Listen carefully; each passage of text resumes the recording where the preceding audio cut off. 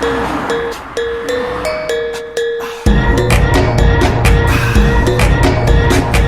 guys and welcome to another vlog. Today we are having the 2021 facelift of the MG Hector with us, and we are here to find out is this car worth the hype and the price as well. So let's get with the vlog right away. This car looks just phenomenal, and the size of this car is just massive in every dimensions. And at front, the first thing you will notice is this beautiful diamond studded grille, which will remind you of the previous generation of the Mercedes A-Class, as well as this humongous MG logo along with the front camera. And MG has used the chrome in a plethora of places in this car, but it looks just phenomenal everywhere it has been used, like around the lights. And these lights are all LED units. These are by LED, and these give a phenomenal throw at night time and what's around. And along with the fog lamp down here with the MG branding.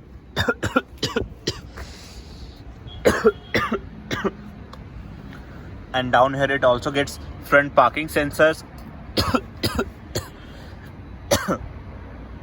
And the bumper is finished in black, as well as some of the silver sort of treatment over here. And it also gets a very nice this pattern of wave pattern down here for the radiator coolants and all.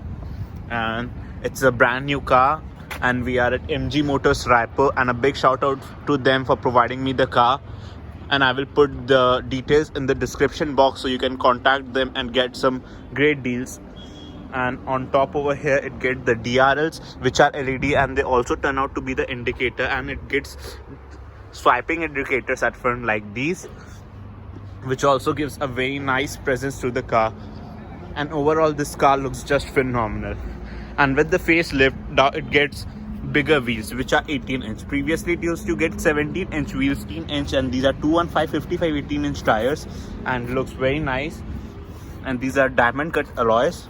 And at side over here it also gets a body cladding all through. And from the side you can see the car is just humongous in size, and in comparison to its rivals, this is the biggest car in segment.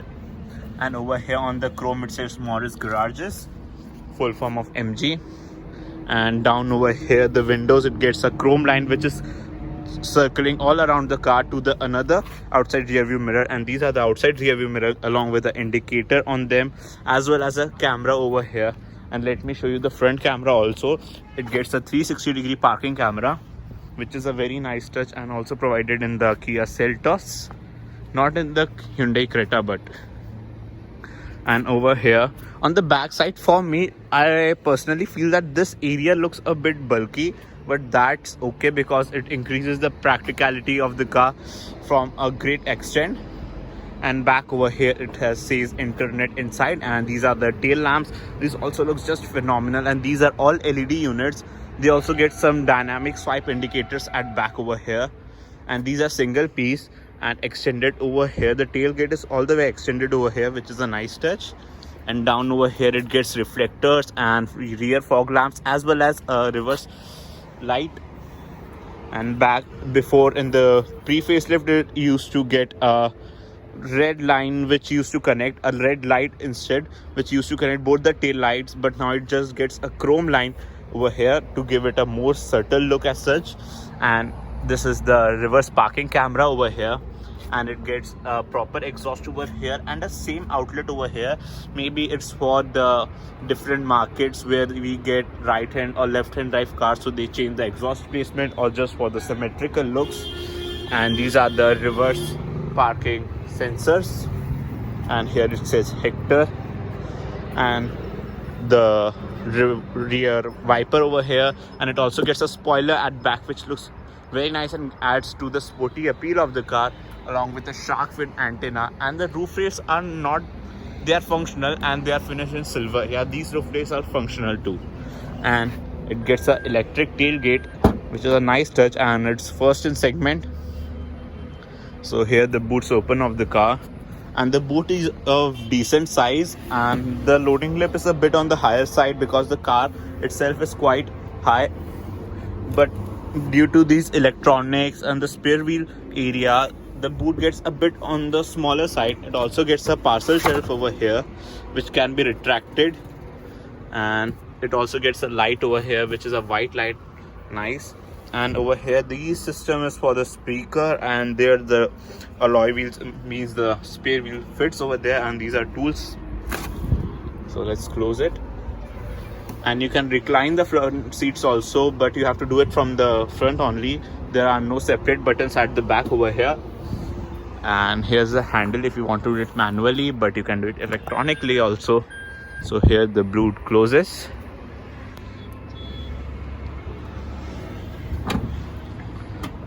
And if we talk about the overall design of the car, it gives a great presence out on the road. And so let's get to the rear seat of the car, but before that you will notice that the door handle gets a chrome line on it, which looks very nice, and the front of both the doors get request sensor on them. Not all the doors, only the front doors, and this chrome line is still run from here, which I told you that connects both. This chrome line connects both the outside rear view mirrors, which is also a very nice touch. So let's get in the rear seat of the car. So the doors are quite big and quite heavy, and the material used are also nice. There are none of such panel gaps, which is a nice thing, and also gets a soft leather treatment over here along with some piano black touches, and it says Infinity over here. And the sound system of this car is just phenomenal. It is by Harman Kardon Infinity. And over here the door bins are extreme huge size and accommodate huge bottles quite easily, and you can recline the rear seat from here, which is quite easy, and you can adjust the recline angle as well as recline them completely to increase the boot space. So let's get and sit to the rear bench of the car. So the space at back is just in excess. Yeah, the leg room is massive, the knee room is massive, and the thigh support is also phenomenal, and you can adjust the recline angle as per your choice.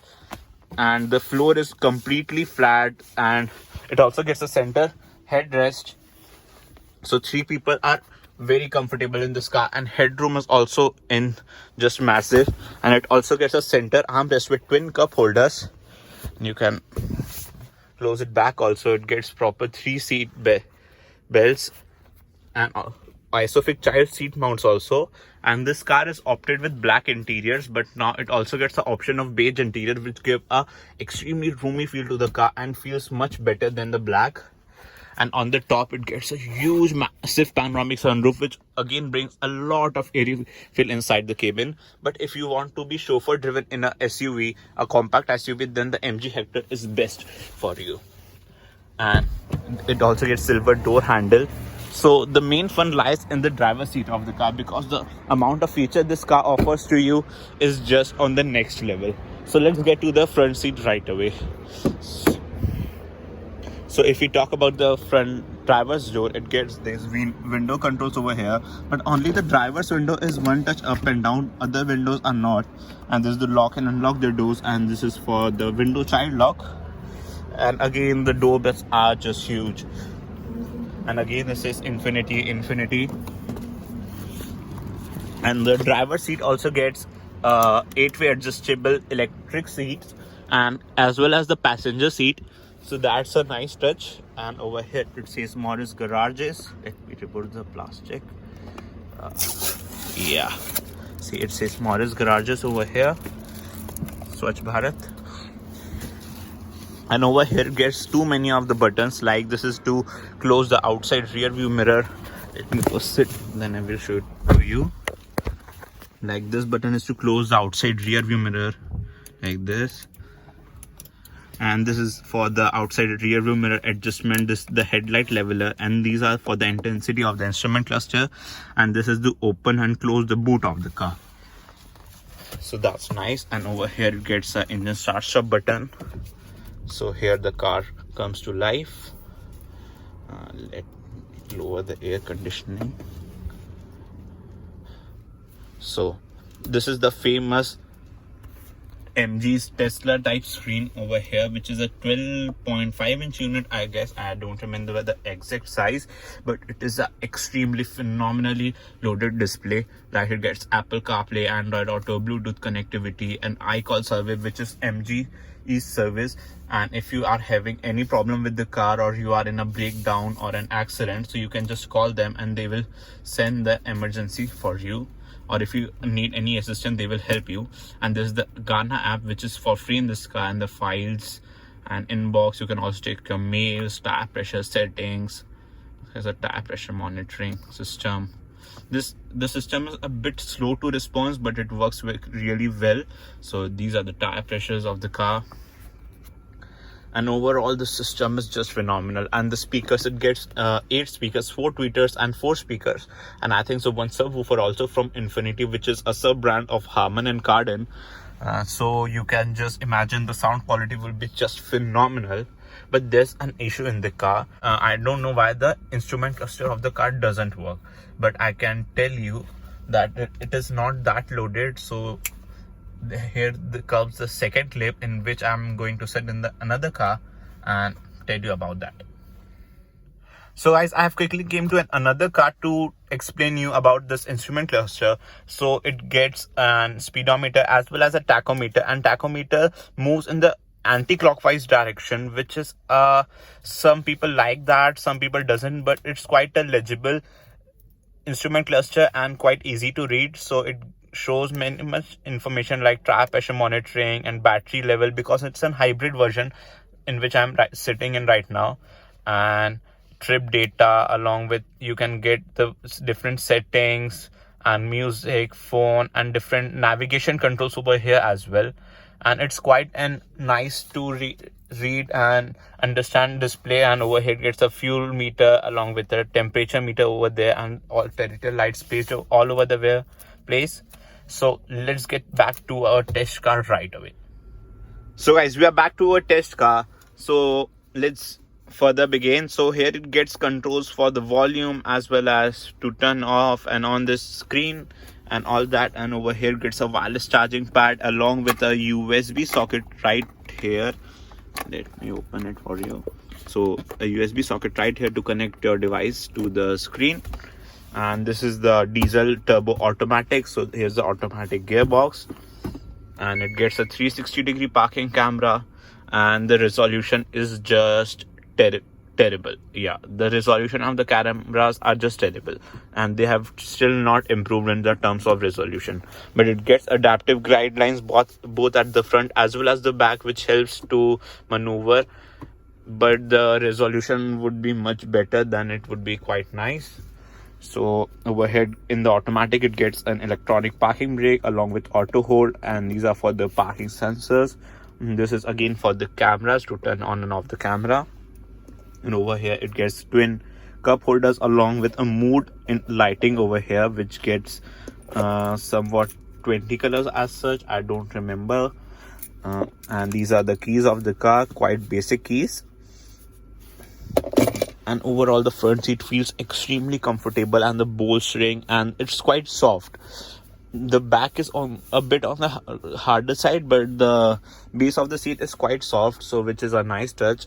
And the materials used in the cabin are also nice, not as of the Hyundai Creta, which use a ton of cheap plastic. Over here it gets a leather treatment, but again some hard plastics, but again leather. And over here the glove box is also of decent size, and the cabin feels quite nice, like these silver lines over here, also on the AC vents.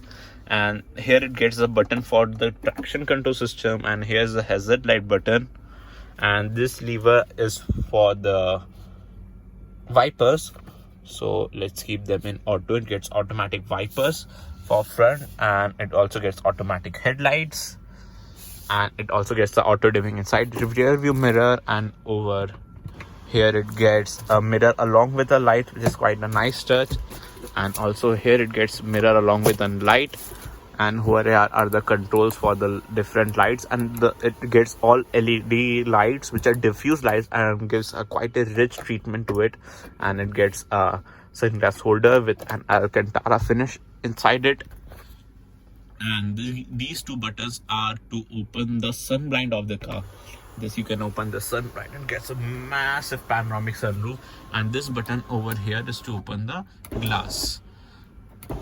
So like this it opens, and it brings a ton of airy feeling inside the cabin. But it's quite sunny outside, so let's close it for the moment. and here it gets a center armrest with some storage space inside here, and again it's finished in leather, and double stitching feels quite nice. And the double stitching here as well as on the seats, the white stitching on back seats just look phenomenal, and the handles on the doors are also quite nice. But there's a big problem with the door. If you try to close it using this handle, it is quite tough to close, and it's like a workout for you to close the door handle. And if we talk about the steering wheel, over here it gets controls for the instrument cluster, which I have shown in the previous clip, in which I get shifted to another car to explain you this instrument cluster. And over here are the control for the audio system. And let me show you the most important trick of a MG car, and everyone does when they come into MG. So let's go. Hey, hello MG. Yes. Open sunroof.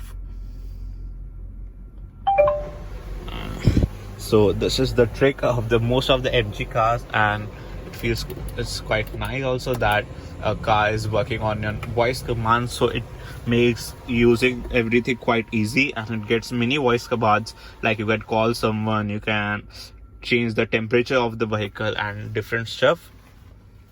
And the steering wheel also gets a leather treatment on it, or a leather covered steering wheel, and it's quite soft and quite nice to hold on to, and it's quite light also to maneuver in traffic, this humongous car, and it's quite easy for you to get into cities. And along with this gearbox, driving in city is not a problem for this huge car. Like you can turn the steering wheel using a single finger also. That's the lightness of the steering wheel. And if we talk about the engine and of this car, it gets a